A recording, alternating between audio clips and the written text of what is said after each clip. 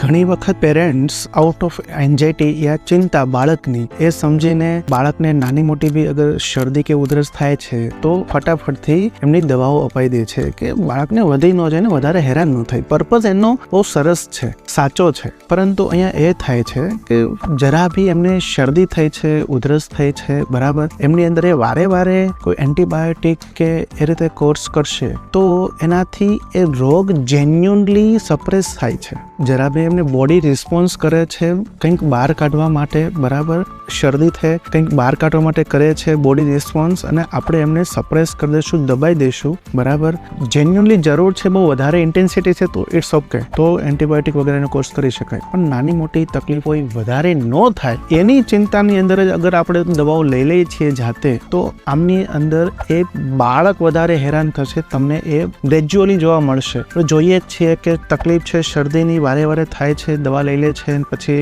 દબાઈ જાય છે, અને પછી એમને ધીમે ધીમે નાક બંધ થઈ જાય છે, તકલીફ નાકમાંથી હવે ધીમે ધીમે નોઝ કન્જેસ્ટેડ થવા માંડ્યું, નોઝ બ્લોક થવા માંડ્યું છે, ધીરે ધીરે હવે એમને ગળું પકડવા માંડ્યું છે, એલર્જી અંદર જાય છે. હવે આ લાંબા સમયની એલર્જી છે, આ રીતે આપણે કર્યા રાખશું તો કોઈ દિવસ એમનો અંત નહીં આવે. વ્યવસ્થિત ધીરજ રાખીને આપણે આમને સામનો કરશું, એ પ્રમાણે એમની યોગ્ય ટ્રીટમેન્ટ કરશું, પૂરતો સમય આપીને, તો જ એમાંથી આપને રિઝલ્ટ મળતું હોય છે.